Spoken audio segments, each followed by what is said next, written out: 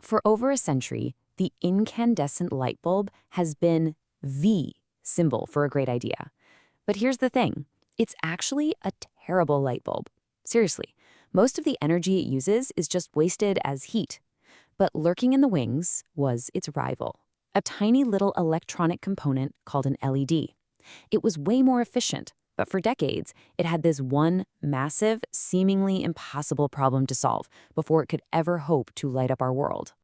And that problem, it all came down to a single color.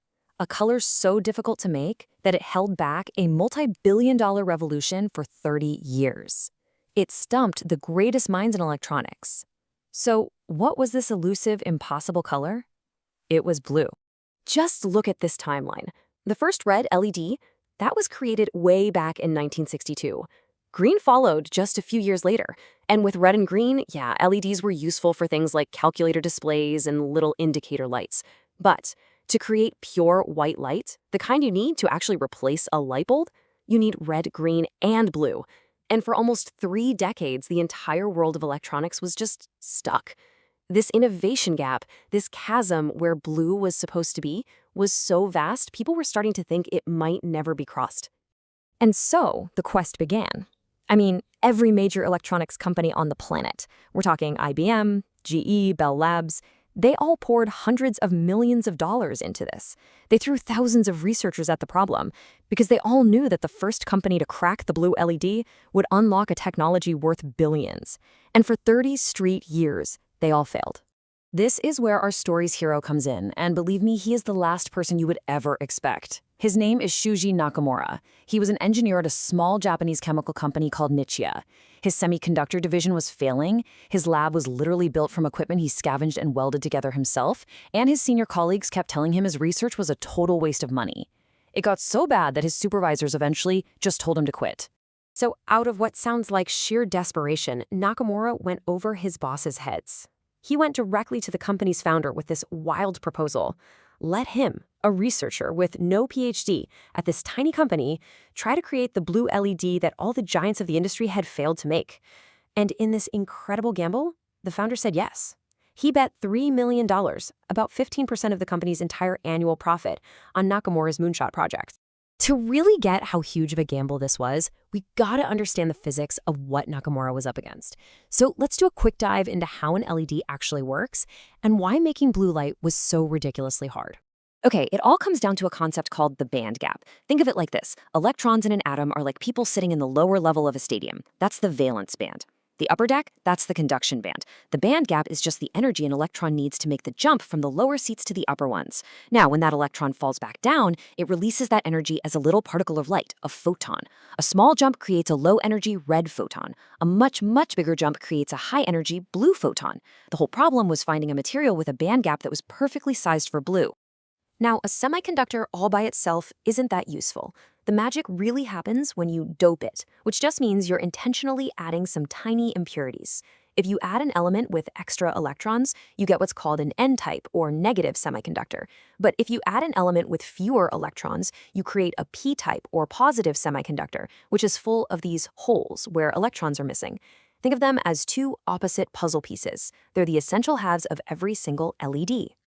So you put those two pieces together, you apply a little voltage, and boom, electrons from the N-type side get pushed across the junction into the P-type side.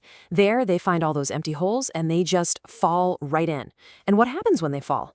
That energy from the drop gets released as a single photon of light. So the key takeaway is this. To build an LED, you need a high-quality crystal material with the perfect band gap, and you have to be able to make both N-type and P-type versions of it.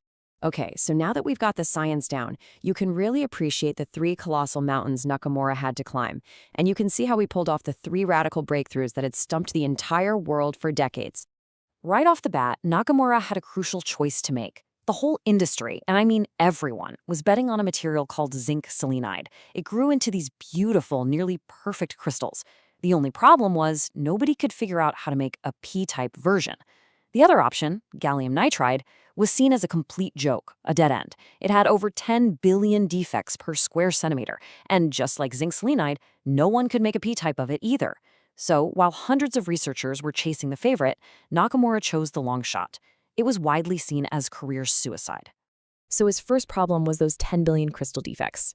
The standard machine for growing these crystals just wasn't cutting it. So after a year and a half of working every single day, he basically reinvented the machine.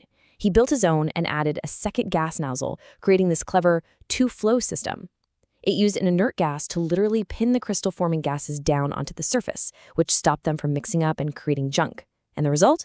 The most perfect, highest-quality gallium nitride crystals the world had ever seen. Problem 1, solve. Okay, next up. He had to solve that p-type problem that no one could crack. Other researchers had tried zapping the material with an electron beam, which kind of worked, but you could never scale it up for mass production. Nakamura suspected this was total overkill. What if it just needed a little energy? So he tried simply heating the material, a process called annealing. And it worked perfectly. He discovered that stray hydrogen atoms were getting into the crystal and basically plugging up the holes needed for a p-type material. Heating it up simply drove the hydrogen out. It unplugged the holes. A simple, elegant, and totally scalable solution. So at this point, he had a working blue LED, but it was pretty dim, not very efficient. The final challenge was to make it bright. He tried a known trick, adding a super thin layer of a different material at the junction. This creates an energy well that makes it easier for electrons to fall into holes. But his well actually worked a little too well, and the electrons were overflowing. So he invented the opposite, a hill.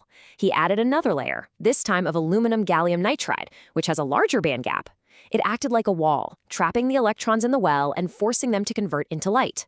With this final innovation, he boosted the LED's efficiency over 100 times. And here's the most amazing part of this whole story.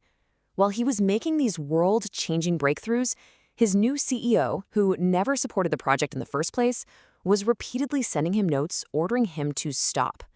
Nakamura just crumpled them up and threw them away. He later said this, which perfectly sums up his defiant spirit. In late 1993, he had finally done it. A bright, brilliant blue LED that you could see in daylight. Nietzsche announced the discovery to a completely stunned industry. The company's fortunes were about to change forever. But for the man who made it all possible, well, the victory would turn out to be incredibly bittersweet. The effect was immediate and just explosive. By 1994, Nietzsche was already making 1 million blue LEDs a month. Within 3 years, company revenue had nearly doubled. Then they figured out how to make white LEDs by just putting a yellow coating over the blue one. By 2001, their revenue had quadrupled, with over 60% of it coming directly from blue LED products. Nietzsche became a global giant overnight. And what about Nakamura, the man responsible for all this incredible success? For the patent that would go on to generate billions and billions of dollars in revenue, the company awarded him a bonus of just $170. Yet not surprisingly, Nakamura left Nietzsche in 2000 for a job in the US. The company then sued him for leaking trade secrets. So he fired back with a countersuit, demanding fair compensation. A Japanese court actually ordered Nietzsche to pay him an unprecedented amount, but after a bunch of appeals, the case was settled for about $8 million, most of which just went to cover his legal fees. But despite the bitter end to his time at Nietzsche, Nakamura's invention fundamentally changed our world. So let's take a look at how that single act of defiance now lights up nearly every single moment of your modern life. The impact has been nothing short of a revolution. I mean, in 2010, LEDs made up just 1% of home lighting sales. By 2022, that number had jumped to over 50%. And it's projected that within the next decade, pretty much all of our lighting will be LED. The screens on your phone, your computer, your TV, yep, they all rely on this technology. And this matters on a huge global scale. Lighting accounts for about 5% of all carbon emissions worldwide. A complete switch to these hyper-efficient LEDs could save an estimated 1.4 billion tons of CO2. To put that in perspective, that's like taking nearly half the cars in the entire world off the road. And what about our hero? Well, in 2014, the world of science finally gave him the ultimate recognition. Shūji Nakamura, along with Isamu Akasaki and Hiroshi Amano, two academics whose early work on gallium nitride he built upon, were awarded the Nobel Prize in Physics for their invention of the blue LED. In the end, it was one engineer's refusal to accept the impossible that lit up our modern world. And it really makes you wonder, which of the ideas that experts are calling a dead end today will be the breakthroughs that define all of our tomorrows?